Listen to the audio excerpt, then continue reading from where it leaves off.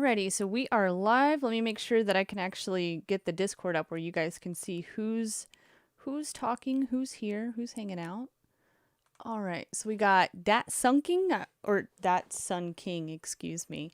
GFI, Mike from Maine, and TC Timichanga. So we're all here. The main gang is here, and TC missed most of today. He's out busy working, so I get it.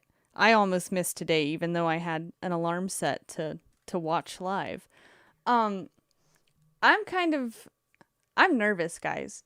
I've actually, even knowing what I know about the economy, here probably in the last 2 weeks, I have had a knot in my stomach. It really scares me, and not so much that I don't feel like I'm prepared for whatever's about to come. I just get really sensitive for other people. Like it's just gonna blindside them, and I've got family in that boat too, and I'm sure some of you guys do as well. The listeners, the people in the Discord, family doesn't really care what you have to say until it's happening right in front of them, and by then there's not much that you can do for them, right? The most you can do is offer some advice. So we did have the Fed meeting today. Did anybody here actually listen to it in the Discord? You did? What'd you think, guys?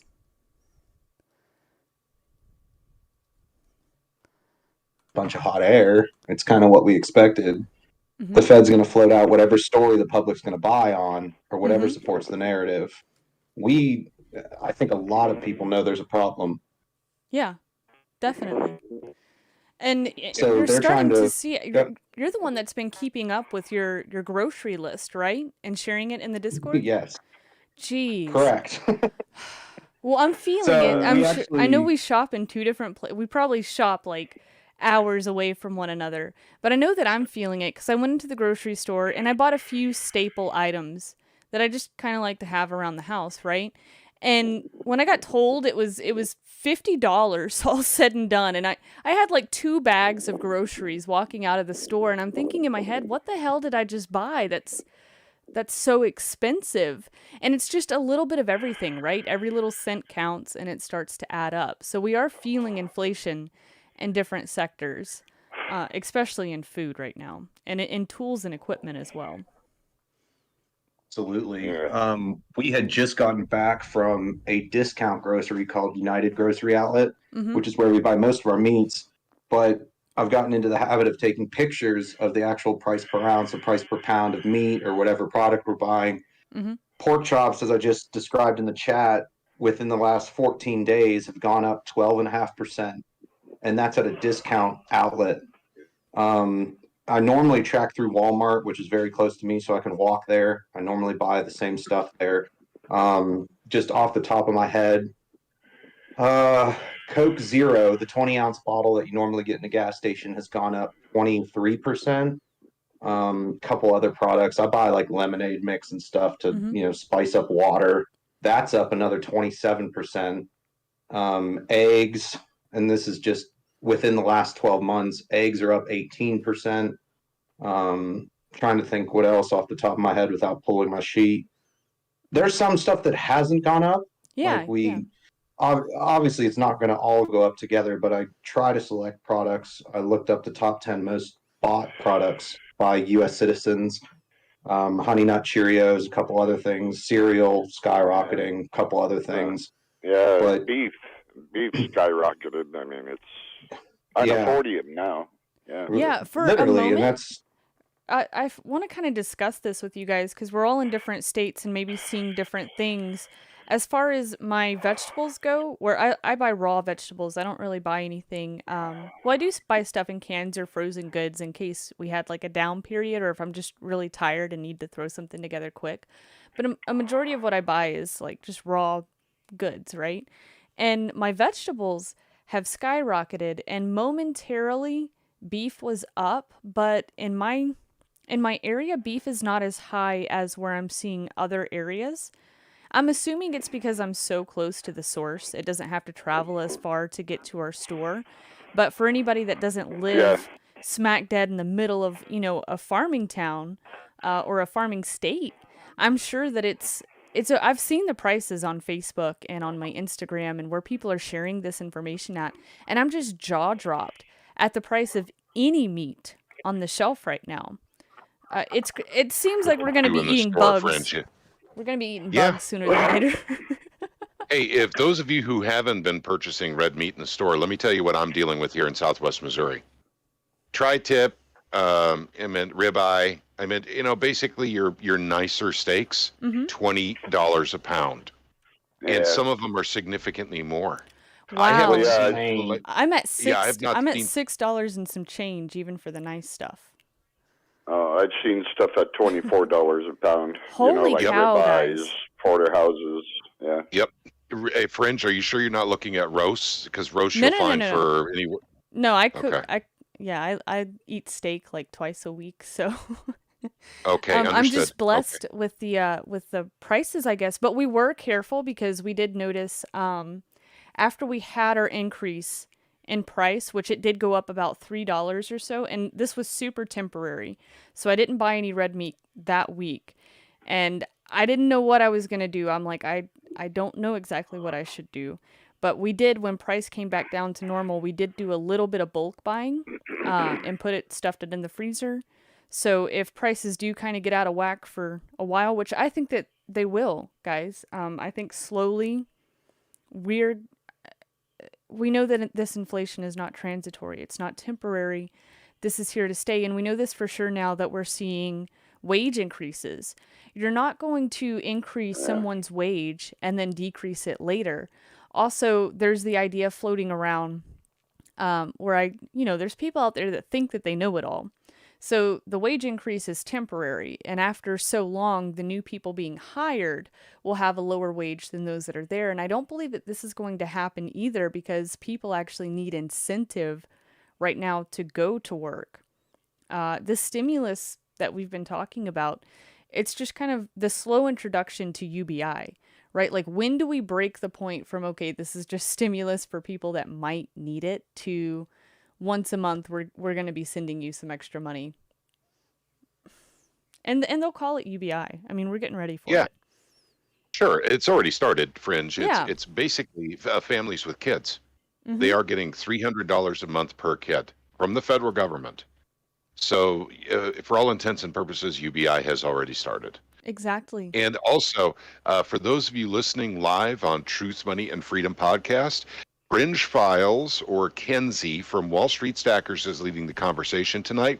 I have put a link directly to Wall Street Stackers in the chat, so you guys can actually see her channel right there. She does a lot of great stuff. I collaborate with Fringe Files quite a bit, or Kenzie. And so at any rate, I just wanted to say that for all of you guys on Truth, Money, and Freedom listening in live right now. Go ahead, Kenzie. I'm sorry. And for anybody that is in the YouTube chat right now, we've got a couple people over there. If you wanted to hop into the Discord, it's the very first link in the description. Oh, and we've got Cosmo coming in saying the Great Reset with the demon emojis. That's exactly what we're looking at. It's the greatest, people talk about it as if the greatest wealth transfer on earth has already happened, and it's still unfolding right in front of you. I listen to a lot of different people out there, and it's almost like this sense that it's over. Okay, the transfer happened. And I'm looking at it like, we've still got 5 to 10 years of this transfer happening. Especially that information that I found on JP Morgan and BlackRock buying up those entire subdivisions for 20 to 50% over asking.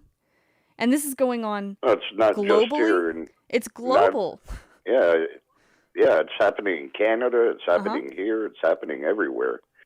And then I listened to Jay Powell today, and he's putting a lot of weight on things are going to get back to normal because COVID's going away. And he's pinning a lot of his hopium on COVID going away, that we're not going to get a third wave. And, TC, I'm sure you won't be shocked. I know you missed it, but that was half of what Powell had to say today. Anything that was going on or that's a problem, we were able to point the finger at COVID and say that that was the issue. I think most of us know that we were spiraling out of control before this pandemic ever hit. We were already spiraling, but this is the perfect excuse. It is, and it's one we didn't anticipate. Here in Truth, Money, and Freedom, we've been trying to figure out what the black swan would be. For many years, actually, for 5, 6, 7 years. Mike We thought Berry says it's still coming. It's coming. Yeah, and No, we it tried. definitely is. We all thought it was going to be Deutsche Bank. Deutsche Bank, that's correct. Thank you. And hey, welcome to the discussion, Hey. Craig. We're live on 2 YouTube channels right now. Hey, YouTube. Yep. I'm so happy we have Craig in here right now. I was keeping up with the Discord a little bit today, so I was able to see there were a couple of jokes passed around in there. But what do you guys think about the actual possibility of rate hikes being introduced in the next 18 months? And if they're telling us 18 months, do you think that it could be sooner? I mean, we've got Yes, within the next 12. I'm kind of thinking the same thing. I mean, they said just enough to keep maybe just a little bit of calmness, maybe make people feel like the money will flow just a little bit longer, squeeze that last drop. And then it's going to happen. Yeah, They also absolutely. have to shift their rhetoric very slowly for political reasons. They do. That's true, Craig. Whether or not they think that it's the appropriate, policy or not. So who knows? That because they were downplaying inflation, so they can't one day say, "Oh, it's nothing," and then the next day say, "Oh, we were wrong," right? Yes. Then that hurts their credibility. So, so that they have to come to terms with it slowly and over a long time horizon. That's so true because today, I figured they would speak a little bit more openly about inflation, but no, they definitely put that protective bubble around them. They admitted that we're running a little bit over 4%, but it's okay because it's just certain sectors for now, and this will go away, in a year or so. And I think that they're going to come back and say, oh, well, we got that wrong. It's still running a little hot. It's a little higher than it was before, and now we need to do something about it.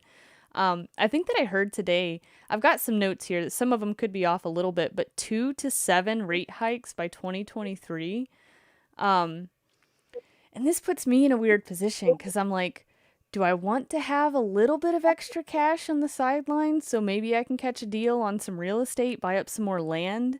Hopefully land around me because I don't want to travel too far. I don't want to own something far away from me. But if a deal came up around me, I want to make sure that I could pay in cash or even just be able to put that 30 to 50% down payment on it and see where things go from there.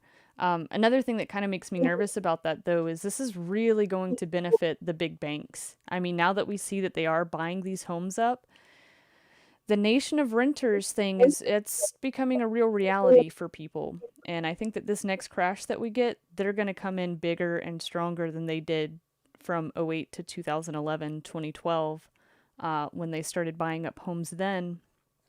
This is kind of getting out of control. And I don't know what to tell people. Because I would not buy a home today. Such a dilemma. But what if home prices never correct? No, that's what I'm scared of. I actually got yelled at the other day for the video that I made. And basically, what the advice that I gave people before I, get yelled at again here, if you actually watch the entire video, the best advice that I could give people was for them to go buy 1 acre to 5 acres, just land, doesn't have to be super desirable, just something that you can pay in cash, right? Doesn't put that big of a dent on you. You can maintain that. And if home price is correct, then okay, go get a home. You need to put a sizable down payment on it, though, because I'm not a big fan of paying interest. But I would say go get the home, and you have some land, right? But if home price is never correct, okay, well, now you at least have a couple acres that you can build on, put a trailer on, put a tiny home on, whatever you can afford to do, at least you own something. Well, I'm looking at the situation a little different. Even if they did 7 rate hikes, that would be 1.75%. And at the current inflation rate, which is, they're admitting 4, but it's really 12, it's still negative. And by the time they implement those 7 rate hikes by 2024, the soonest, what might the actual inflation rate be by then? Oh, that's a lot higher than it is today.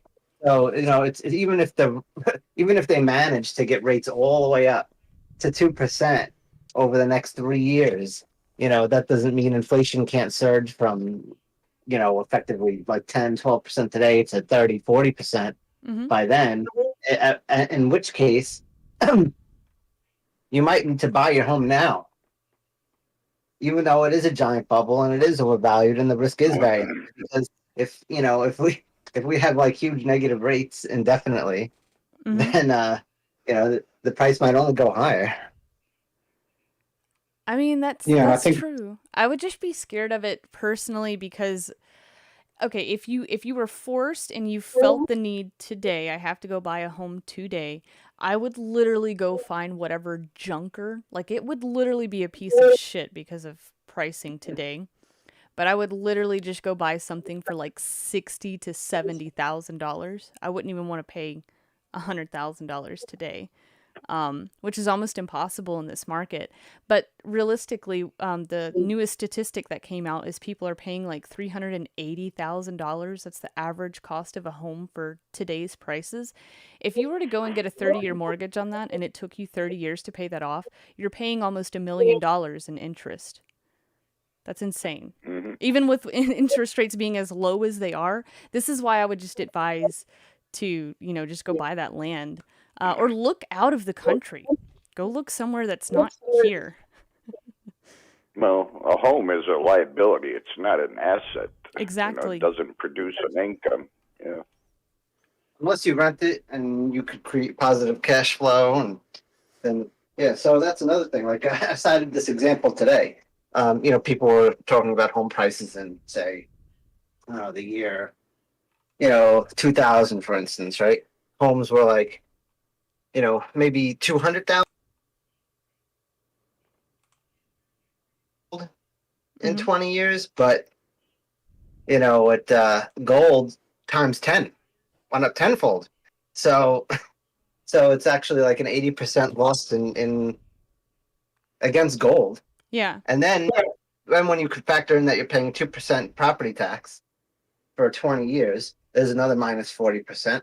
So you're minus 80%, minus 40%. Now you're negative 20, and then you didn't even get into your maintenance costs and your utility bill. And so even though the nominal price goes up, it's still a depreciating asset once you factor everything.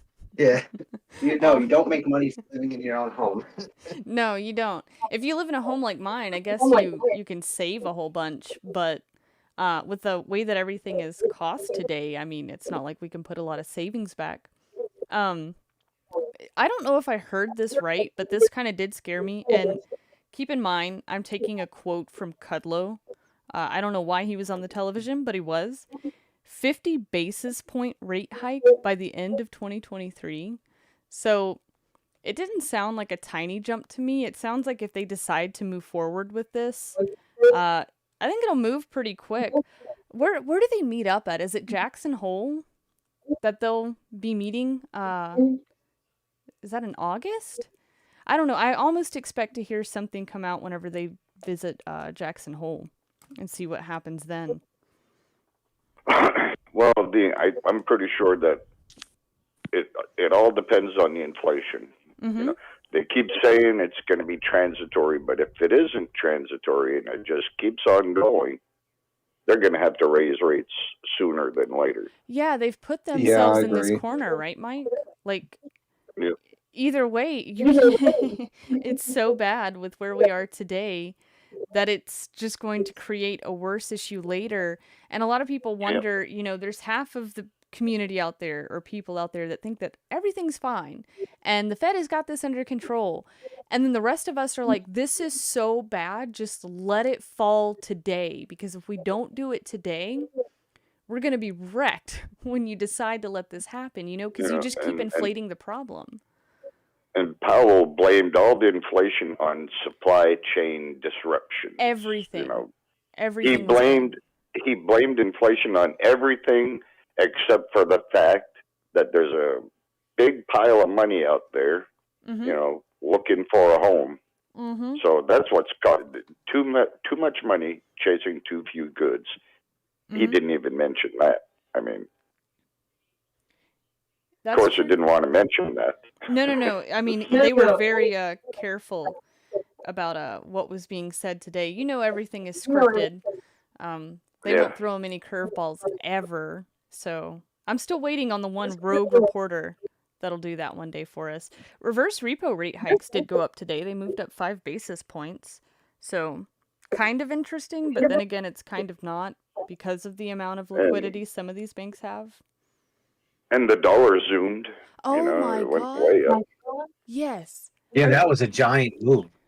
It was. Oh, and what? Gold got smacked. Gold got hit as low as like $60, came down today, and I think it bounced back a tiny bit, but it didn't. Well, it's the inverse relationship to the dollar with gold, yeah. Yeah. Silver got smacked today. So out of all the news that we got today, everything's down. Hey guys, I got an idea. Go ahead. What if, and I'm just saying, what if, that they're giving you a timeline for the big one, the big collapse. If they raise interest rates, they will kill the stock market. Oh, yeah. Maybe that's the giant heist. That right there is the wealth transfer that we've all been expecting. Mm-hmm. Maybe No, that's exactly it. Because they're going to kill the stock market at some point. They're going to have to, if they want to take all the wealth from the middle class and from everyone's retirement, they've got to collapse the stock market to do it. Mm-hmm. No, that's exactly right. All the Fed's been doing is blowing life and a bigger bubble in the stock market, with all that money. And that's where it's all been going. Stocks, bonds. You know what's crazy about that is even the big hedge funds now are y'all guys getting an echo of my voice? Because on my end, I'm getting an echo of my voice. Yeah, but that's coming from Chaos Craig. Oh, okay. I turned down my desktop audio earlier, but I won't do that. Thanks, Craig. You know what's I just want to step back for a second before you continue. Earlier, you said that if you borrowed $380,000 to pay it over 30 years, that it would be almost like $1 million in interest. Is that right? I think just in interest, yeah. I'm looking at a calculator here. Yeah, what does it say? This is a 30-year. Okay, so in this scenario, I'm buying a $400,000 house, putting $60,000 down, borrowing. All right, hold on. Most people are not putting anywhere near $60,000 down on it, though. Like they're letting them run away again with actually less than 20% in some situations. All right, well, but give us your math if you were to put $60,000 down on it. So loan amount is $340,000. Interest rate 3.8%, 30 years, $504,000. So you're only paying an extra $160,000 in interest. But that's just you as debt. Yeah, excuse me. I think I should have clarified a little bit more. That's definitely right, but I should have clarified a little bit more. You're paying a little bit over $1 million for, your principal and the interest, which just seems insane. No, that's the total. That the interest paid is $162,000 would be the interest. So, when you figure that, for the total interest paid is 160. So you figure that, with inflation, that you're better off using the debt because, you could keep your $340,000 and you could buy, other assets that are going to go up 10x in that time period.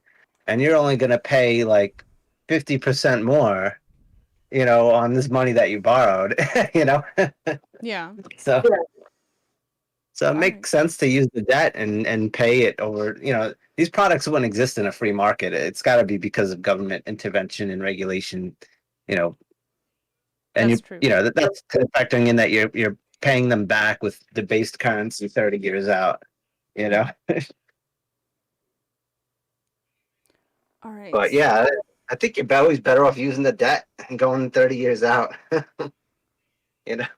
because I feel that $340,000 invested today is worth at least, $3.5 million by 30 years from now. And that comes at an opportunity cost of only $160,000. You know what I mean? So. Hey, I'd like to bring in a comment right now from Think You Can on the Truth, Money, and Freedom podcast YouTube chat.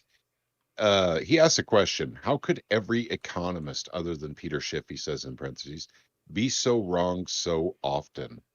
And actually, I have a comment on that. It's because basically they're not the smartest people in the room. The bankers decide of all the squirrely ways they can hide or increase the illusion of a good economy. And the economists, are not in that group. So I said, for instance, 2008, if you would have asked me in 2007, hey, TC, the 1/3 of all the world's bonds are actually going to have a negative interest rate, I would have said, no, you're nuts. That will never happen. If they had told me in 2007 that the Federal Reserve and the U.S. Treasury was going to bail out, dozens of United States banks, I would have said, no way. Nationalization of the banks ain't going to happen in America. Yeah, maybe in Europe they'll do that, but not here. So basically, this is why the economists always get it wrong. They don't see the squirrely things the banks are going to do. Mm-hmm.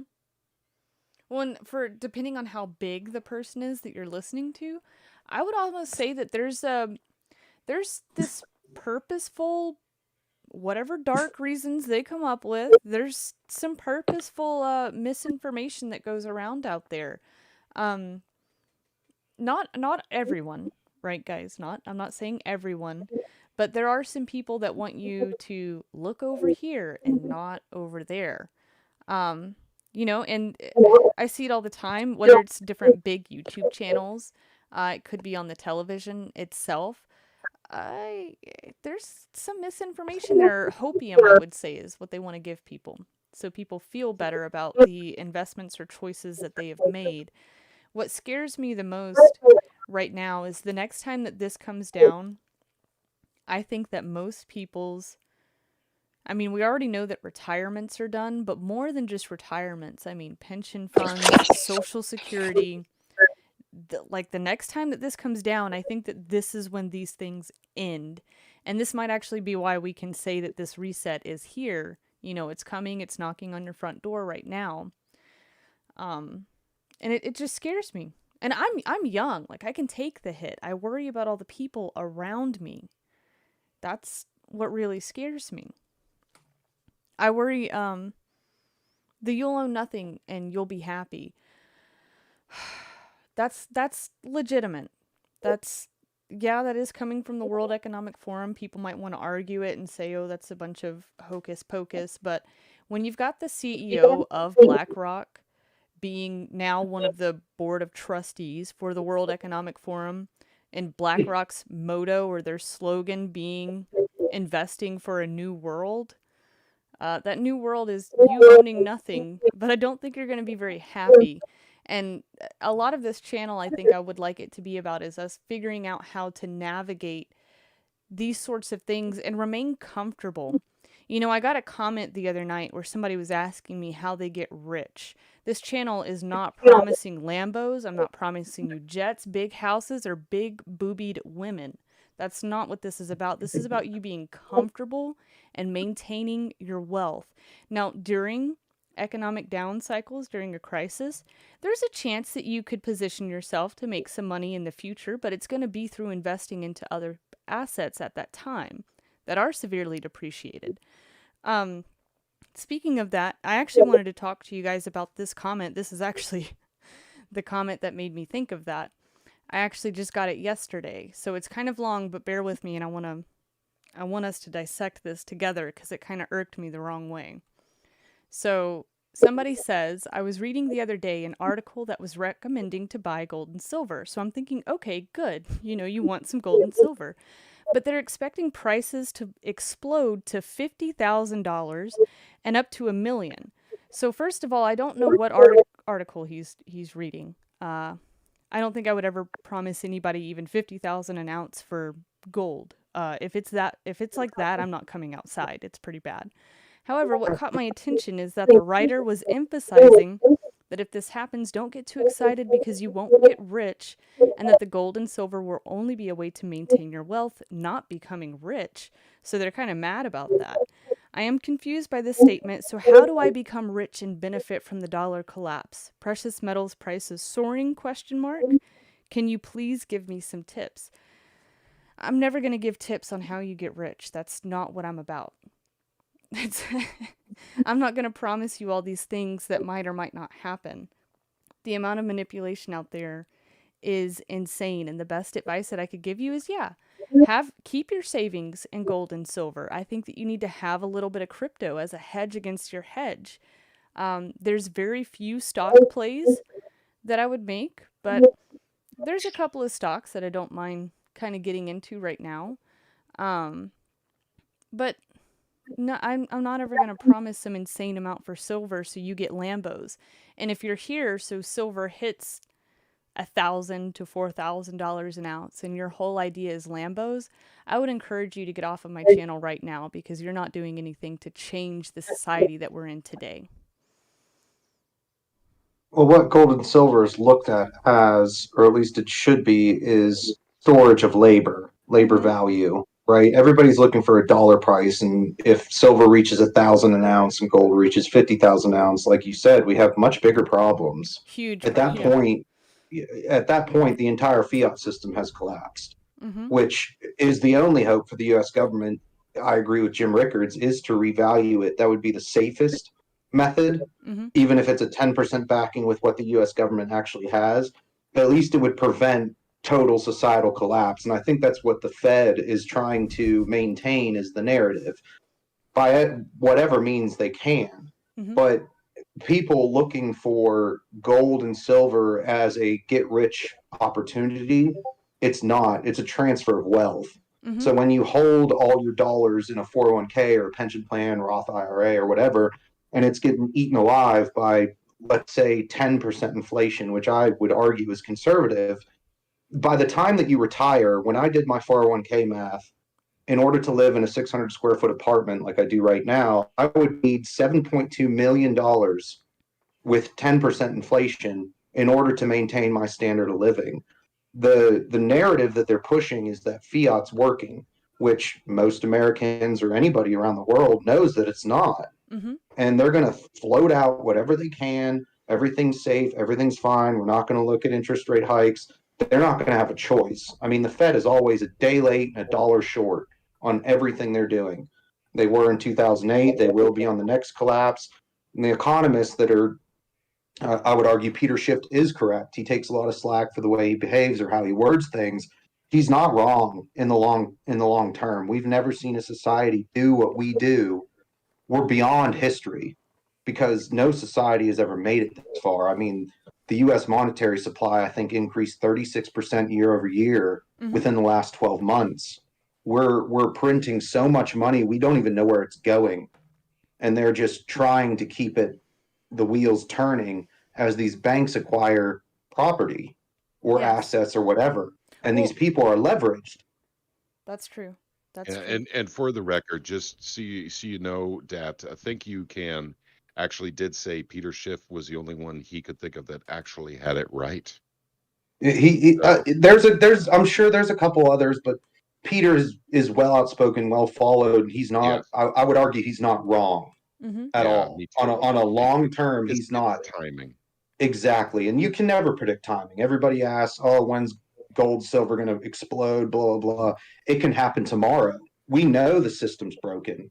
It's a matter of when people wake up to it. It'll be the straw that breaks the camel's back, when they can no longer, when this has gone so far that the manipulation can't be done anymore, and they say, okay, we're going to pull the plug. You know, that's how a lot of us refer to this, and that's how it's going to be. They're going to drain whatever power they're pumping into this system, and it's going to be gone. People will be pretty shocked that day. I don't know if there's a plug they could pull aside from just slow burning, and then there's an implosion. Yeah. Right? Like we were talking about inflation earlier, just with food or random items that we're buying. I mean, in the most case, the stuff that I am tracking, we're looking at an average of 15%, and it's nothing crazy. I'm looking at sandwiches, chicken, pork chops, beef, a couple other things at Walmart. I mean, the average inflation is around 15% just on those items. And this is like common stuff that people are buying. I think personally, they're going to float out the narrative until the narrative no longer works. And historically, people fly into whatever asset that they can maintain. Like you mentioned, not only gold and silver, but any type of viable cryptocurrency. Anything that anybody can do to protect their assets, I think innately they're going to do that. But these people that float out the dollar, what is it, projection of metals at a certain time frame, like, oh, we have 90 days until silver explodes. It shouldn't matter because you're valuing it in a fiat currency, which is going to fail. We know it will. Yes, Historically, exactly. they've never exactly right. succeeded. You're valuing it in a currency that is currently failing. It's Mhm. failing right before Correct. your eyes. That's why the value of your gold and silver goes up. It doesn't. It It's the value doesn't. of the dollar going down. Mhm. Exactly. And a lot of people look at price increases as inflation. I think the correct method to look at it as the actual value of your currency purchasing power going down. It's not necessarily the prices are going up, it's your currency failing, essentially. But And even the people living under a rock, so to speak, are eventually going to realize it. I think there's a statistic that around 40% of somebody's income, when it starts going to food, is typically a trigger for actual national revolution. it When is. people can't afford to eat, which is, I have no doubt, is what we're approaching. Eventually, it just snaps. To a degree, it's already happening. It might have been on. I'm not sure if it was a CNBC article or not. It might have been one tougher to find, but I think that around 30% of millennials' income is going towards food for them to eat. Which is a big deal. Millennials are broke. There's a couple of us that have found some success, but in reality, the whole system is broken. I mean, you're told to go to college, get the student loan debt. Now, I'm not against anybody going to college, but if you're going to college, you had better be going for something extremely specific. And if you're not doing big college, go to a community college, learn a trade. Go learn welding that you can get done in like less than a year and be making more than all of your friends combined and have that debt paid off within a couple months after you start working. That's the best way to move forward if you don't have any other skills. And then after you've got this student loan debt, I mean, you're expected to go get a house or be in an apartment. I don't even know how people afford to be in an apartment at the moment. I mean, the price of this stuff is outrageous. I know that my mom, she didn't live in an apartment, but she has a lease on a house, and it's still almost $2,000 a month. It's not a huge house. This is in Arkansas. Prices tend to be a little bit cheaper, but I'm just amazed that she's. I mean, maybe she put herself in this position, but I mean, kids are trying to do the same thing and they don't have near the same amount of the income that she might have. So it's just sad. And that's why I get scared about these pension funds and social security, guys, because it's you got to feed into it, right? Everybody's got to feed into it, and that Well, I can't be mean, done anymore.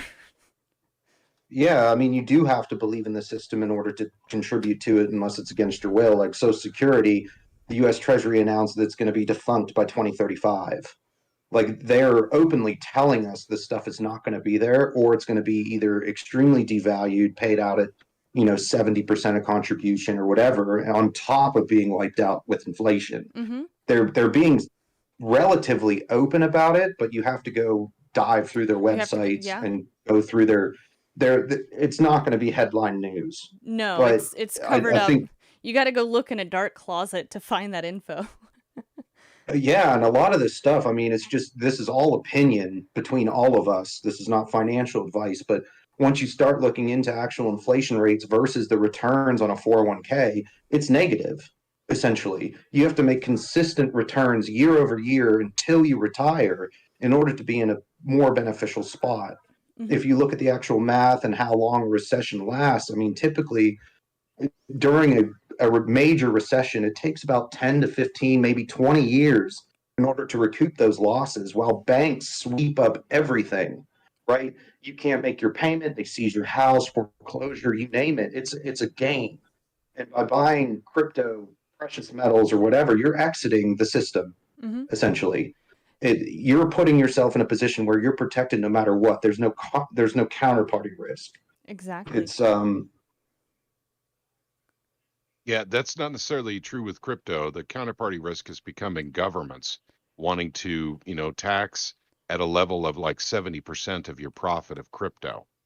And that's not just here, that's Europe as well. It's now it hasn't happened yet, but there are proposed tax increases on cryptocurrency capital gains. Yeah. And by the way, Lord Humongous is here as well. He wanted to say hello. He's in the Truth, Money, and Freedom podcast stream, and he's saying hello to Fringe. All right, cool. I actually So- want to give a shout out to somebody in YouTube here, Scott. He has zero debt. He's a millennial with over 2,000 ounces of silver. He's got 10 ounces of gold, Nice. 4 to 5 tons of copper, and 2 trucks. Round of applause. If I had a little button that gave you a round of applause, I would definitely be hitting that button multiple times right now. That's amazing. And speaking on governments regulating crypto, that used to be my number one fear, but I'm actually, some of you might disagree with this. I'm not so scared of that anymore. And the reason I'm not so scared of that is because of the giant billionaires out there that are wanting to get into this. And to a degree, I think that we're going to see regulation. And I've said it over and over again. I hate regulation, but the moment that there's more clarity in the crypto space, you're going to see hedge funds jump in like head first. The kind of talk that Kevin O'Leary is doing and the amount, like the millions, if not billions, that he's putting into cryptos and DeFi projects right now, he plans on making a return on that. And I don't think that anything's really going to change that. Once you have so many billionaires involved in something, I mean, they're the ones that really make the rules anyway. So I feel a little bit better about regulation. I think we might have some kind of temporary struggle, but if we do, I'm going to be buying more crypto probably than I ever have if we go through some kind of struggle. Yeah, Right. so maybe it's temporary. Yeah, just temporary, I think. And, right now I actually only keep my portfolio around 2% for crypto. Maybe it'll grow over time. My income does slowly grow over time, so I might feel comfortable putting a little bit more in later. But it's just 2%. And honestly, guys, even just with that 2% over a couple of years, that's really helped me get into better positions for gold and silver or guns or whatever kind of stuff, I want to buy and feel the need to have. So, I know a lot of people give me crap for being into crypto, but trust me, I'm kind of, I started out as, oh, it's a bunch of stupid people. Let me make some money off of what these stupid people are doing. And then after I grew to understand more and I can see all the places where crypto could benefit you, especially privacy coins, I became a bit more involved into all of that. And anytime that I do have massive gains, I take that off the table and I put it into something that I will likely need later. That's just, Yeah, and I think that's my one of the motto. biggest. I think that's one of the biggest benefits. Like I was huge into crypto in 2013, kind of got out of it after the big run up Mm-hmm. and stuff like that. But I think a lot of people, not only with gold and silver as a zero counterparty risk, but like you said, privacy coins, people are going to be looking to hide their assets, preserve their purchasing power, their labor value into anything that they can. And yes, cryptocurrencies are volatile. You shouldn't look at it as I'm going to get rich overnight. It's more of a avenue to protect your wealth in whatever sector you can. Mm-hmm. I highly advocate both. Whether it's, you can invest in a bunch of hard assets that hold value throughout a type of collapse or currency collapse. You got alcohol, land, art, anything. I don't suggest NFTs, but it's Ammo? literally, anything that holds value at this point is better than your fiat currency. Mm-hmm. I actually did They're- notice that ammo price went down today, so that's something I'm probably going to start routinely buying again. Yeah, I'm Yeah. hoping it comes back down to pre-COVID prices. And if you guys don't mind, I want to tell you a quick story about a trip to Bank of America today. Oh, give So us the story. It's not a bedtime story you want to tell your kids, folks, I'm telling you. Okay, you guys ready for this? Okay, today I went to Bank of America to deposit cash in my friend's account. Is a transaction I was doing for a friend, and this friend is not here at this time. And it was a relatively small amount, more than 500, less than 1,000 cash. So I had his account number, I was standing in the bank. I filled out the deposit ticket and everything, and they asked for a driver's license. And I said, "What do you need a driver's license for?" You can't deposit cash without a driver's license, they said. This is Bank of America, Springfield, Missouri, by the way, for those of you wondering where I'm at. Huh. And no kidding. So I said, "Well, I'm depositing this for a friend." And they said, "I'm sorry, that's not allowed. You can't deposit anything into a other person's account." And I said, "This is insane. This is cash. I'm depositing it someone else's account. This has never been a problem before. By the way, I could do that at my bank. This is not my bank. This is his bank. And I bank through Great Southern." And so at any rate, they informed me they would, because I put up a stink, because I was, there are other people in the bank. And I said, "Do you think I'm a terrorist? Or do you think I'm a drug dealer? Is that what the deal is? I mean, what's the deal TC here?" coming in hot. Yep. Oh, yeah, I did. And so at any rate, he backed down and he says, "I'll allow it this one time." So consequently, after that was done, I did go to my bank and I had some transactions I needed to handle there. And at my bank, I asked them, "Hey, listen, if I was going to deposit cash in a friend's account here, do you guys need ID for that?" And Great Southern said, "No, but it's been suggested. We may be moving in that direction." So guys, I'm letting you know, I mean, we've always counted on cash for anonymity, and it's going away. At least with banking it is. Mm-hmm. So I thought I would share Absolutely. that story with you. This is today. I was running around doing a whole bunch of crap today, but I was really pissed off at Bank of America. And when I talk to my friend tonight, I will be telling him he needs to leave Bank of America. I mean, yeah, Yeah, I've honestly always had an issue with that. A couple years ago, um, I was either trying to put money into my partner's account or he was trying to put money into mine, and we ended up just having to like write each other checks or whatever, because the process to do it was just so difficult. And I did some digging kind of after that, because why can't I, if my friend needs a quick $50, right? Why can't I Yep. just literally go to the bank and say, "Hey, I want to put this in this person's account"? And I don't think that they should have to wait 7 days for a bank wire or more. Those tend to move Yeah. very, very slow. And maybe I don't have any checks on me. So why can't I just do that? I've never understood it. It's made no sense to me, and I'm sure all of it has to do with you're likely a terrorist, and we can't deal with terrorists. So Well, I'm well, yeah, assuming that's it. that's the official reason. You know what the unofficial reason is? They hate cash. They don't Yeah. want people using it anymore. It's yeah. I all wish I about could. it. Go ahead. I was just going to say, I wish I could show you guys the pictures. So I don't know if you remember the Federal Reserve coin shortage, Mm-hmm. right? The Yep. Federal Reserve doesn't mint anything, but the coin shortage signs have gone back up around Nashville. And I've noticed it in gas stations and stuff. They can't give change or whatever. It's really a control on cash. They don't want you moving your stuff around. They'll put it under the guise of terrorism or drug dealing or whatever.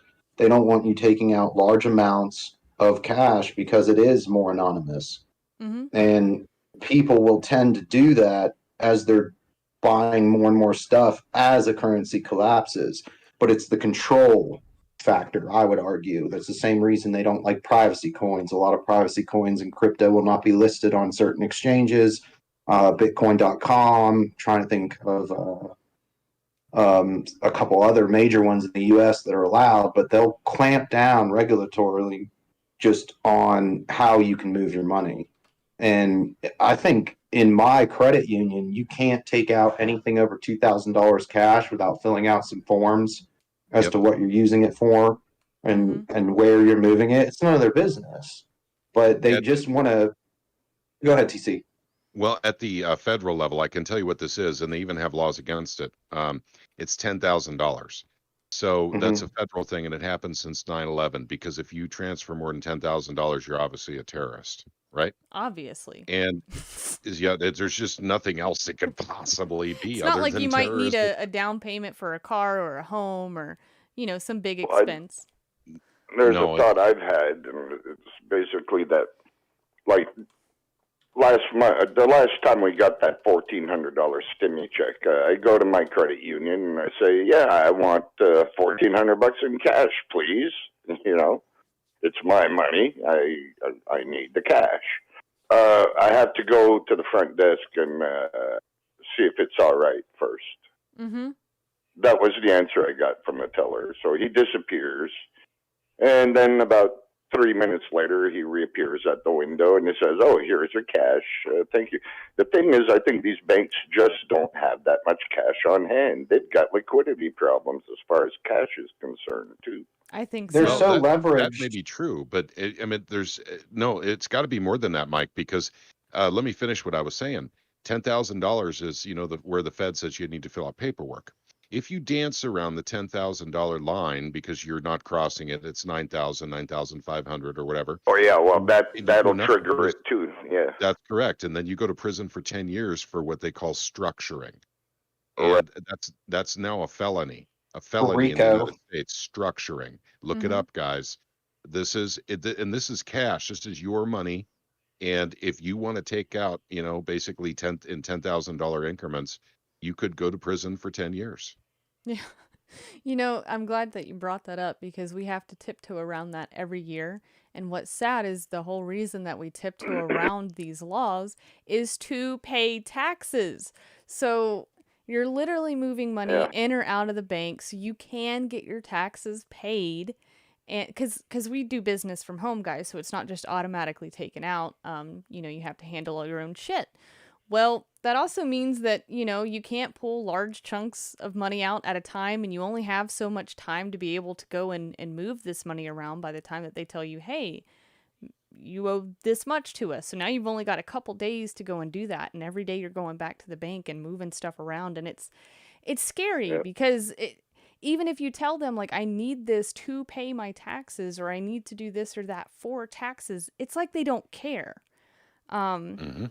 And it's something annoying that we have to go through every year. I get scared every time Yeah. because I know that they can put random flags on your account at any time, and then you're just locked out of it until they decide you're allowed to have it back.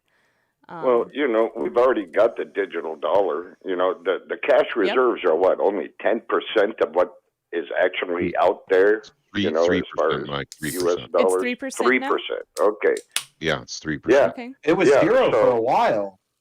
So we've already got the digital dollar, and the thing is, they're trying to make us stick to that digital dollar. It's like I was saying a moment ago. I don't think the banks have that much ready reserve cash on hand. Like, say, if Joe Blow wants $2,000 today, and his neighbor wants $1,000, and they just don't have that amount of cash to cover it.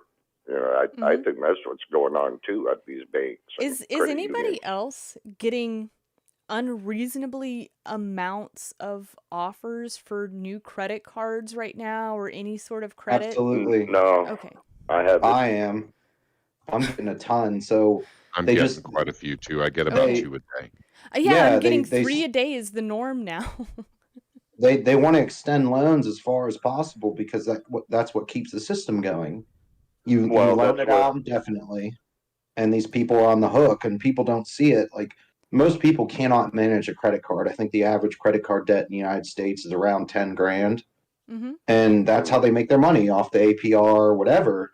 People think Well, it's free cash. It's all debt. Yeah. Oh. It is. Yeah, and Well, look, people, I mean, the Federal Reserve is issuing all sorts of debt left and right now. There's all this debt that, they want to give out. So, yeah, they're going to be sending out as many credit card apps as they can, yeah, sign them up for it, and you're on the hook for all of it. Yeah. Oh Yeah, yeah, it's and already I cash. personally know Yeah. people that go through, just revolving debt, just getting credit card after credit card after credit, and Yeah. just keep racking it up until they're literally not allowed to do anything anymore. Surprisingly, I have an amazing credit score. Like, my credit score should not be as good as it is because I have one credit card that I've never even used it. It was one of those where you put $200 and secured credit card bullshit to get you started. Mhm. And my credit score is, it's actually around 780. So I think it's just from paying, all of my subscription type things on time and bills on Yeah. times. So Mhm. Well, it keeps going Fringe, up. there's and now, one more element too. Yeah, go ahead. Because of COVID and all the bailouts that happened. Yep. They increased everyone's credit score by 50 points. I was just After, about to say that they changed yep, the FICO rules, Mm-hmm. so yep, now everybody is more eligible for what they're offering. Yeah. It's yep. not the fact that they're more solvent; it's just the fact that they changed the rules. No, So that's they'll part of send what everything. that's part of what surprised me is because I've actually only been starting to build my credit since after the COVID hype, because it was just recently that I had got a couple months ago I had gotten that card. Never Mhm. used it, just had it just in case sort of deal. And I noticed, okay, it keeps slowly going up. Now I have added some more bills and some more, subscription type services, so I'm sure that's getting counted in. But as far as other people go, I'm sure that they're taking every offer that they can. Because what really surprises me right now is how I could literally jump from the $200 secured card to like the JP Morgan Chase fancy card. And I'm just like, really? Y'all would let me go from here to there as if you don't know if I'm responsible or not? Like, this is insane. They don't care. They don't care. Yeah, they don't care. Like, it feels like we're going back to what happened right before 2008. And it's strange You know because about these ninja cards? It's all about that ninja card. Ninja, no income, no job, something like Yeah. that. Good Yeah, credit, no no credit, income, bad yes. credit. But yeah, no, Yeah, I'm glad it's not yeah. just me because I'm getting 3 emails a day. I'm getting text. I don't know who the hell is texting me. I don't trust that at all. But I'm getting like text alerts on it. There's every time I go to check my mail, I've got like 5 different offers. Klarna, that Klarna service, whatever they do, I've never used them. Actually, somehow sent a notification to my phone. Like, I've never used them. But it came up in my notifications tab as if like a tweet or something came up, or if one of you guys messaged me, it was like in the same tab. And Klarna was just wanting me to go get anything and use them for the 4 easy installment payments. And this is actually something I make fun of often because I see like cheap t-shirts or sunglasses or all this China-made bullshit that people buy now. You can use Klarna and, make a couple payments on it. And I'm thinking, if you don't have $10 to spend on this crappy pair of sunglasses, then you don't need it. 4 installment payments or not, it's sad that we're using credit for smaller and smaller Yeah, purchases. I mean, Nature of the beast, but isn't it? yeah, but you're looking at an illogical market logically. So people have had this entire marketing scheme shoved down their throats for all they've been alive. And buy the newest, the greatest, whatever, keep up with the Joneses. They can't afford it, but they can't act like they can't afford it. They're gonna buy whatever. And as they make minimum payments with whatever 26% APR, they have the item, right? They just make the minimum payments. It keeps up the illusion that they're okay. Mm-hmm. And I think the point we're going to arrive to is you're not okay, and you're going to have to face the music, which I think a lot of this podcast is centered around. Is it doesn't make sense, but eventually it will. Eventually, and a lot of people are just a lot of people are prolonging the inevitable come to Jesus meeting, essentially, because you cannot, if people ran their finances like the US federal government, you would either be dead or in prison because you can't so do true. it. It's mathematically impossible. I mean, if I were running, it would be the equivalent, I'm just throwing out numbers here, ratio wise, it would be the equivalent of me making $50,000 and putting $500,000 on a credit card. Yeah. And just telling my creditors, I'm going to be okay. No, you're not. And you never will be, not with that type of income. And people are, I think, delusional into believing that taxes aren't going to go up and the currency is going to be fine. It is a catch-all. Like it's a complete problem. And people will ignore it until it's in their front yard, is what I believe. Oh, I think that's you so mean true. someone earning 50,000 and they owe 50 billion in credit. Exactly. I mean, you're racking up $500,000 a year, owing another $5 million on top of that, and you're just negative every year consistently. I mean, what creditor is going to eventually give you money forever? Mm-hmm. Nobody. And we're just buying our time. Same with the Fed meeting, same with any of these economists that are coming out saying we're going to be okay, it's all transitory, everything's going to be fine. It's not okay. We No. know that's not the case. You know what really And scared me the other day? I don't know why this conversation made me think of this, but 120% of our GDP is because of the stock market. It's in stocks. 120% of the GDP is the stock market. Oh my God, that made my jaw drop. Like, I should have just known things are going, but man, is that scary. Like, I am scared, guys. I've been scared for like 2 weeks. This is the indicator. Dat, you told me about that. yeah, It's the Buffett indicator in 2000 for the com collapse, which was big. What is it now, Dat? I think it's 87%. It's 87% over the mean value and like 233% price to earnings, which is the highest on record. And there's multiple implications for the Buffett index. In a lot of cases, it is accurate. You're buying into something that's not earning money. That's essentially the point of it, price to earnings. And it's showing that the entire U.S. stock market is completely overvalued with the Wilshire 5000 index. It's showing something that's so far off the charts they had to edit it. Mm-hmm. Because people are buying into these companies thinking I'm going to make money forever on these equities or whatever. It doesn't work that way. If these companies aren't earning money, aka zombies, unicorns, whatever IPOs they want to launch, the basis of earning is not there. These companies are negative and people just keep buying in. You're looking at price to earnings ratios. Tesla, for example, was up to 1,200. I think around now it's 700. These companies, and a healthy ratio in automotive, just for Tesla, for example, is around 15 to 20 price to earnings ratio.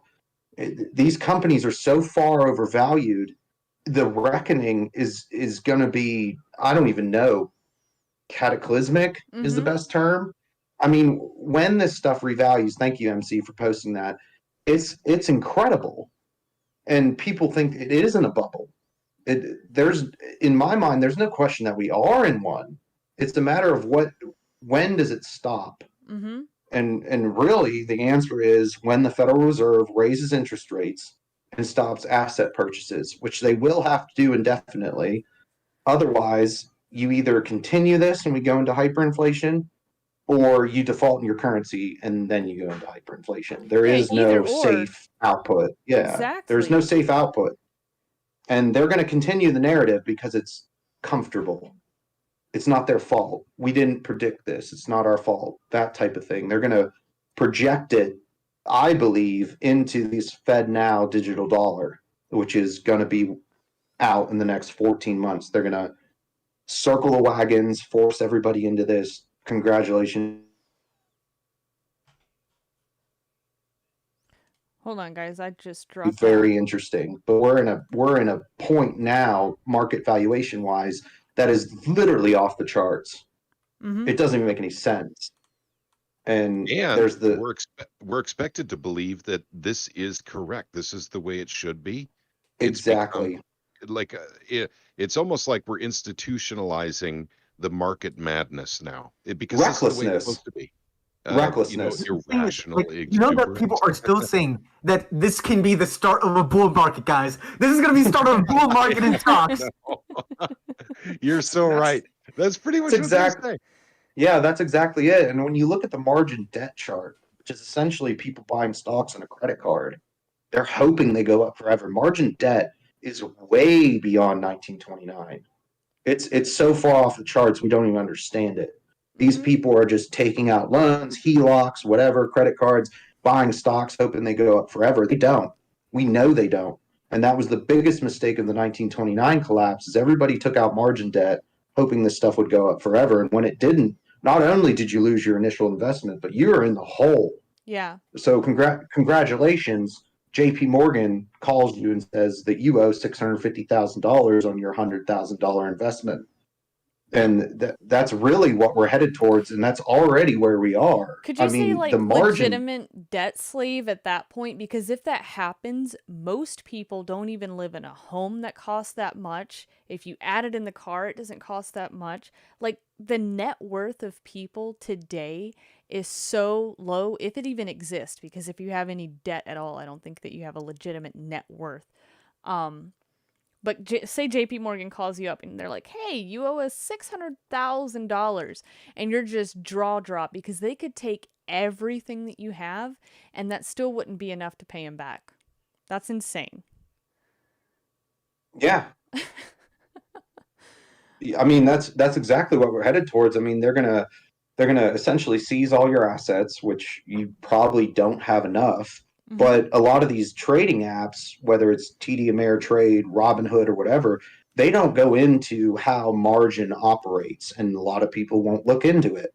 They don't care because it's a contract. If you don't understand the contract, they don't give a shit. No, You're on the hook. You're exactly right, and they've made it so easy for people to do this now. I've got to be really careful when I'm making any trades because if you hit one wrong button, boom, You're done. you're in some kind of trade that you didn't mean to be in. But they Yep. have made it so easy. The amount that you need to have in your account is so low, and all of this to go play around. And okay, so you make 2 good trades, and now you get to double your limit, right? You get to double the amount of debt or credit that you can use. And it's there's a lot of kids out here that are doing okay at the moment, but they're gonna get wrecked. Absolutely. And you saw it happen with some of the meme stocks. Um, I think that's the point of irrational exuberance that we're Uh-huh. in. I mean, you got companies that either aren't used or don't provide a profit or anything, and it's literally called a meme stock because it's irrational exuberance expressing itself in a market with essentially free money. Yep. I mean, you send all these kids stimmy checks or whatever, 52% of the millennials are still living at home with their parents, and they don't have rent, they don't have many bills or whatever, they don't have a life to support because they're living in their parents' house or whatever. Mhm. They're risking their money. The risk is off the charts, but the appetite for returns is even higher. They don't care about the risk, and eventually they will. I would argue mathematically it's going to come to an end, and that's essentially why we're all here today. Is how do you protect yourself? How do you get ahead of this? Because it doesn't make sense logically. This entire market and everything around it is completely illogical. How do you protect your family, your friends, your labor value in a market where everything's awry? Mm-hmm. And I think Michael Burry called it correctly. He tweeted out yesterday that somebody had asked him about the state of the markets, and he said it's twofold. I'm just paraphrasing. It's twofold over what it should be. It's completely irrational. And he said something like pigs flying 360 was the hashtag, meaning that nothing makes any sense from any direction. Mm-hmm. And it doesn't. I mean, you have companies that have no income and they're valued at billions of dollars. You have trash cryptocurrencies, aka shitcoins, no value whatsoever. You can't use it anywhere. There's no use case whatsoever, and they control $50 billion part of the crypto market. Yeah. It doesn't Well, make any sense. an important part of this is something Liberty Revolutionary brought up in the Truth, Money, and Freedom podcast chat. Basically, he's talking about, this is why I don't mess with the stock market, he says. Buying stock on credit was a major cause of the 1929 Depression. That is correct. It helped the Depression. It was the lack of credit that actually caused the really big part of the Depression to actually start setting in. However, today we call it trading on margin. And this is credit extended to you from your broker. Same cause and effect, though, right? Yep. They don't. This is on a Discord server, Liberty, and check the description. You can join in. Yep. Liberty, of course, you're always welcome to come into our Discord. Yeah, anybody that wants to come in, also on my stream, the very first link in the description will get you right here. So if you want to join the conversation, you can come and join and talk with us live, or you can just chit chat and text within the Discord and kind of have your own little conversation with some folks in there. But it is in there. So let's see here. Oh, cool. Curb Creeper, somebody from another channel that I had. This is their first time tuning into one of our live streams here. Don't worry, you haven't missed many. I've been so busy. I have not had time to live stream. I like what Michael said here, though. I want to touch back on this. Hedge funds bidding up residential real estate means pushing up property taxes. And another convenient thing that he mentions is inflation is pushing people into higher tax brackets. So very, very convenient at the moment. Yep. I had been thinking about that the past couple days myself.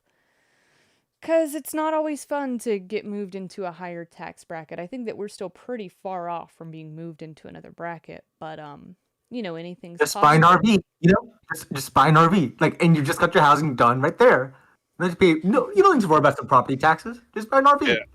I would say that being pushed into a higher tax bracket is not a really big threat because incomes are not keeping up with inflation. No, they're not. So, But for someone like us, where well, that's the Bitcoin. They want 70% of your Bitcoin now when you sell it.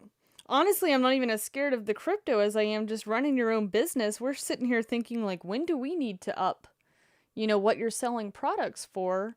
Because it's not quite time yet, but at the same time, with the way that people are spending money, it's like, well, why not test it out and just add another $50 to $100 on something and see if people pay?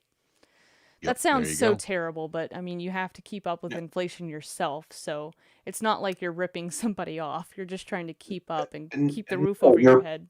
You're running a business. You're pushing it to the consumer. When raw material prices increase, you're not going to pay for it. Mm-hmm. You're running a business. You push it to the consumer. If they want the product that bad, Mm-hmm. they're going to pay for it. Well, my partner was actually forced to raise prices on some things because of all of the scamdemic crap. I'm just going to say it on this channel. Scamdemic crap that happened. We couldn't get inventory in. So when inventory gets, and it's still not back to what it should be. So when inventory gets low, you don't want to continue to make the same. It's tough because if you lower prices, you make more sales, but then inventory goes down. You up prices, you might get fewer sales, but at least you're getting a little bit more money coming in. So it's just always something to think about. A lot of people think, people in our area, think that we're doing like super well or some shit. And it's like, no, we're just responsible. And anytime that somebody knows that you're somewhat successful with your own business, they're just like, oh, I don't know, they act all rude towards you. And it's like, you don't understand what it actually takes. Like, we're working 14-hour days, 18-hour days.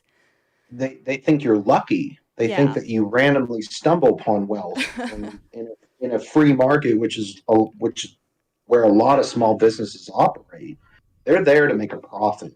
Mm-hmm. And eventually, with government crackdown, tax rates, whatever, all the regulation, people are going to try and circumvent it in however way they can, whether they want to write off business purchases or expenses or whatever. As the U.S. tax code clamps down on small businesses, people will be forced to make a profit whether they like it or not. And there's going to be more legislation and more. And people will find ways around it, always. They always have, they always will. But they look at you like, oh, you're rich, and it just appeared. They kind of ignore the hard work factor of it. Yeah. I can say right now, it's so much... It is easier, and I've worked the bartender job, I've worked the waitress job, I've worked landscaping. It is so much easier going and doing those things than it is running something yourself, because all I have to do for that job, no matter how hard it is, I just need to show up and do my job. When you're doing it by yourself, you have to actually make yourself do something. There's some days where I don't want to do anything at all, but if I want to have an income, I better go get some shit done. I bet. Yep. And like I was saying earlier, some of the hardest parts of that is making decisions. I mean, there are some decisions that completely fail. They were stupid, but you learn from them. And there's other times where, you figure out some kind of formula that actually works. Maybe I'll feel a little bit more comfortable in the future talking about that sort of stuff on this channel, because by no means are we super duper wealthy or anything. But I would like to encourage people to go and do their own thing. I've actually got a saying that I live by. There's two kinds of people in this world. Are you the buyer or the seller? and most people are buyers. So why not be a seller?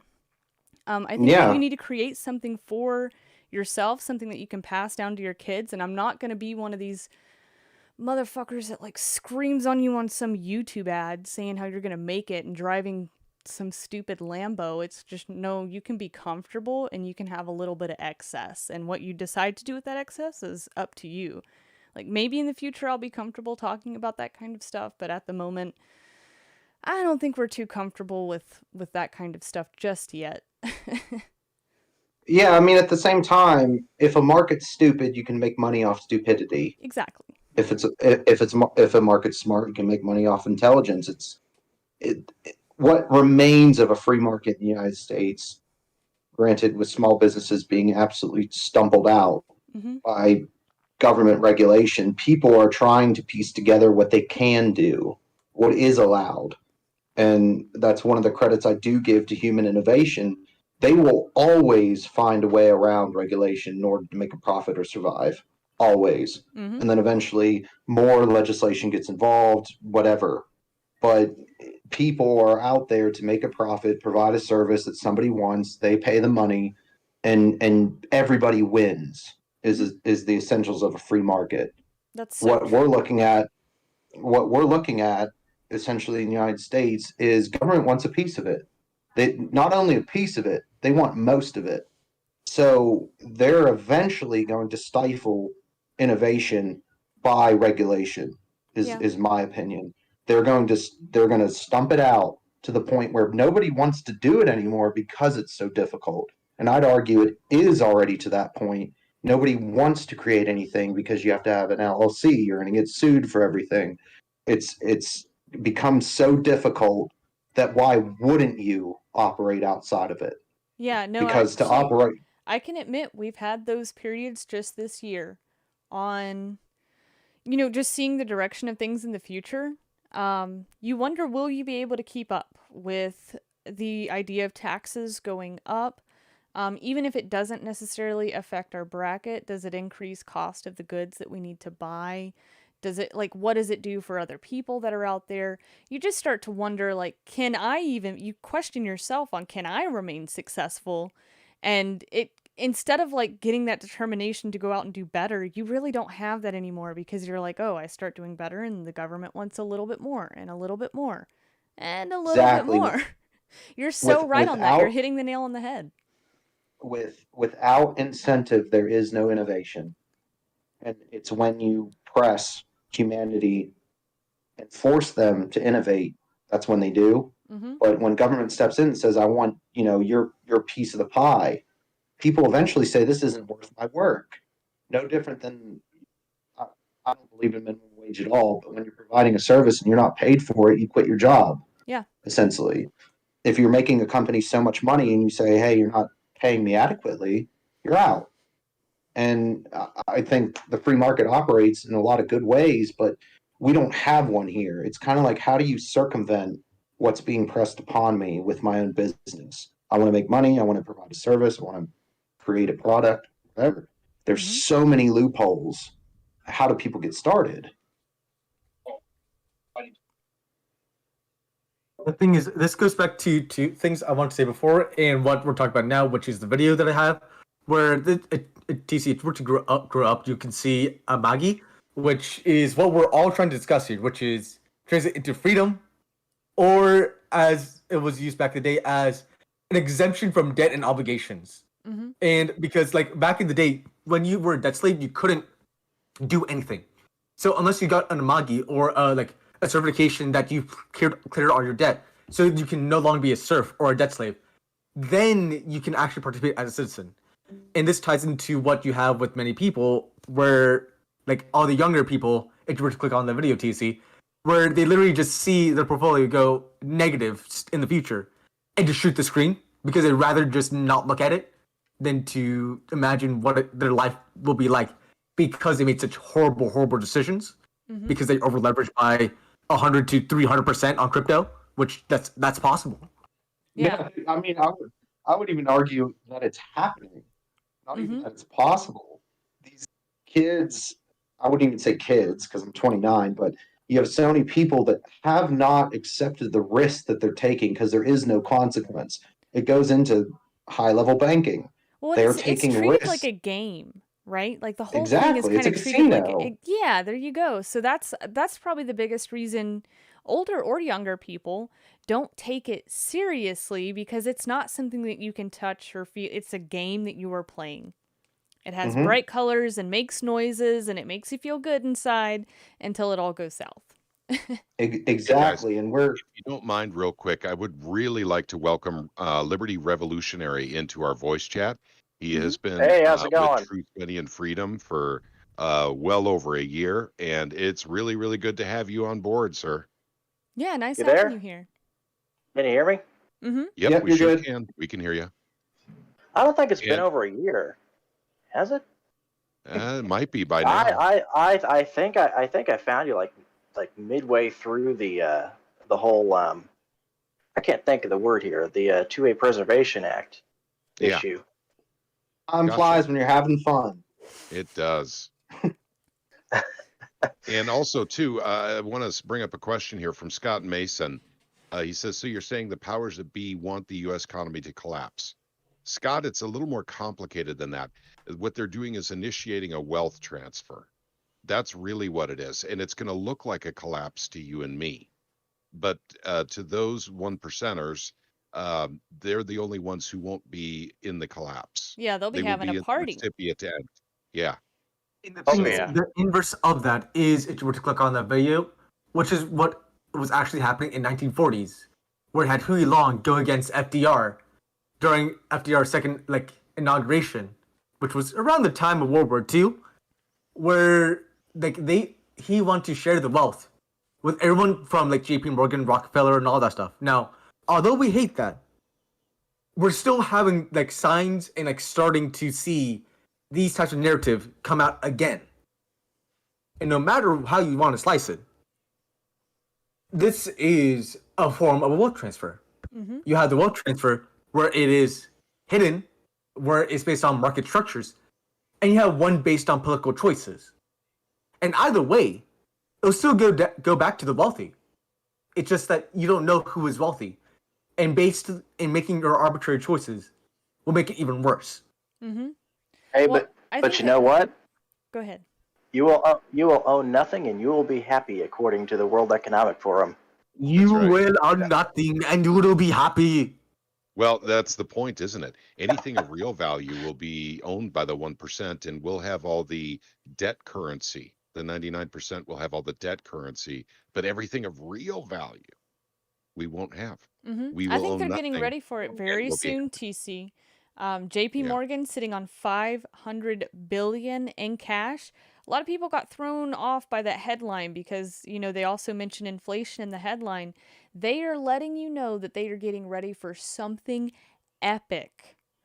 Epic. And knowing that they're buying homes and different real assets that they can make BlackRock. money off of forever. No, JP Morgan's buying homes too.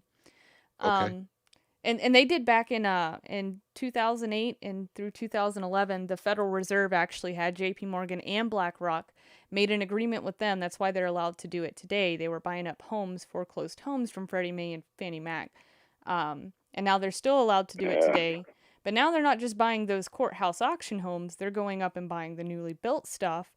So this is telling me, holy cow.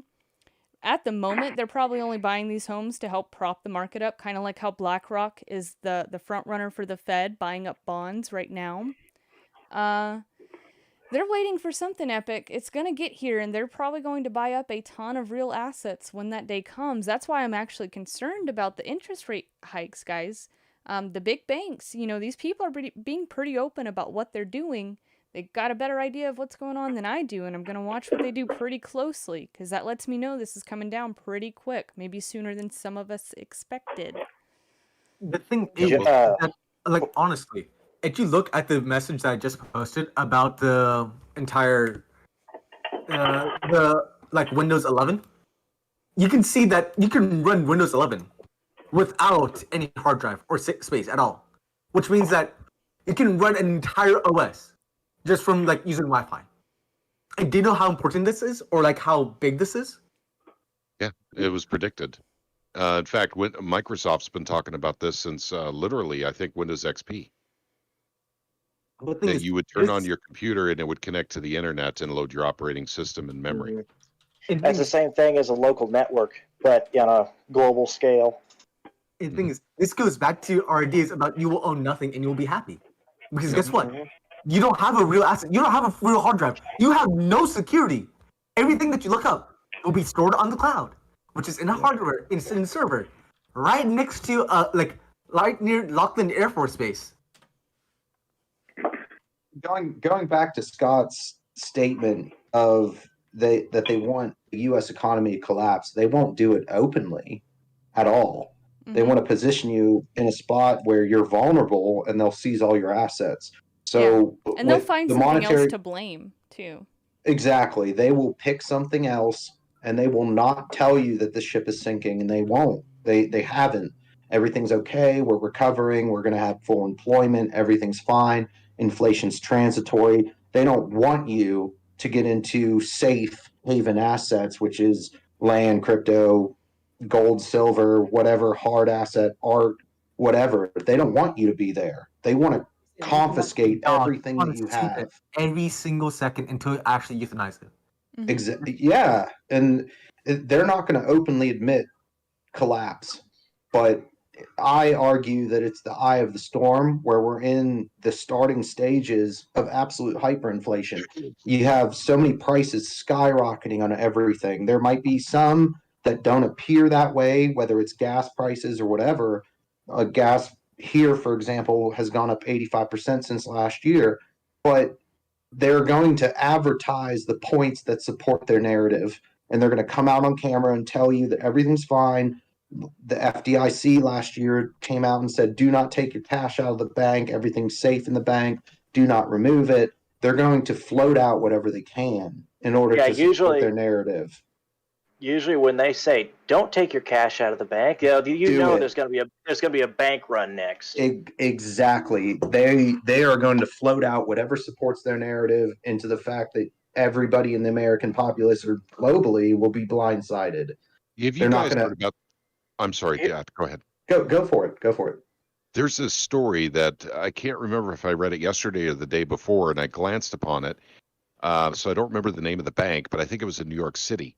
A bank that's suspected of illegal activity, and what they're doing is they're going and taking all the safety deposit boxes in the bank, even though that's customer, that's customer property. They're actually physically taking all of those out, and people have to go through a very long, elaborated legal process to get their stuff back. That was the FBI seizing private vaults in San Francisco. Yeah. So there was, so there was Beverly Hills, actually. Yeah, wasn't that something? Hang on just a minute. I'll be right back. Okay, Liberty.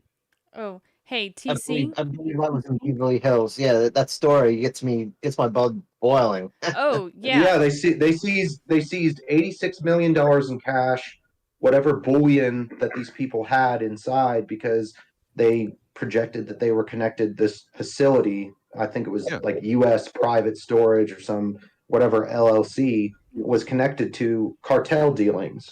So the FBI came in and seized everything. And see, the war on you. Literally, I mean, it comes back to the it comes back to the point. If you don't hold it, you don't own it. These people, whether it's a bank, private storage facility, or whatever, they can walk into whatever guise and seize everything, and you're left with the court case. You're left with your assets gone. I mean, these people were talking about them having $50,000 in cash, whatever bullion, family heirlooms. You're fighting the court case. They don't give a shit that you're struggling. They don't care that your shit's gone. They win, you fight. Go ahead, sue me. I run the law, is essentially how they're approaching it. And it hasn't gotten a lot of news coverage, but this is essentially, I would argue, what happened in 1933 with the executive order of nationalization of gold. If you don't hand it in, 10-year prison sentence, which, I mean, historically didn't happen, but that was a threat. They wanted your assets, and they seized it, and you fight for it. It's your problem. this actually ties into like what I linked up, which is the Bitcoin average transaction fee. Which, if you look at it, if you look at the biggest peak there, if you were to pull it up, TC, is when there's a massive crash in crypto. So they made the fee for you to actually withdraw so high that it actually costs more than you would have actually if you just held in. And that's how they can also do with Bitcoin. Because if you imagine if you did it on Coinbase or some other website, they will charge that transaction fee to you instead of the actual website. Force you to hold your holdings until the big banks or whoever's involved is out. Yep. Same way they shut Robinhood down, forced people to sell with all these meme stocks and stuff like that. They turn the game off in order to suit them. All right, hey guys. It's incredible. On that note, I'm going to sum up this stream to if you don't hold it, get it through your head, you don't own it. So I have actually got to cut this stream short. I've just got a message from a friend. I let him know that I would be streaming with him after work. I'll share the channel and TC's and Mike's Discord and Truth, Money, and Freedom. Probably shouldn't mention it actually on my channel. I don't agree with everything that this guy says, but he wants to talk a little bit about BlackRock tonight and some interesting finds that he has. So, sorry, I do have to cut the streams short. Let's see. Well, we went to 7:15. That's pretty good. And I felt like we hit a lot of topics tonight, so I had fun with that. Don't forget, we are sponsored by Wise Wolf Gold and Silver Exchange. So if you feel the need for some gold or silver, just go to wisewolf.gold. Get in touch with Tony, not a robot or someone out of this country, but a real person, veteran-owned business. And I will catch you guys in the next one. Bye, guys.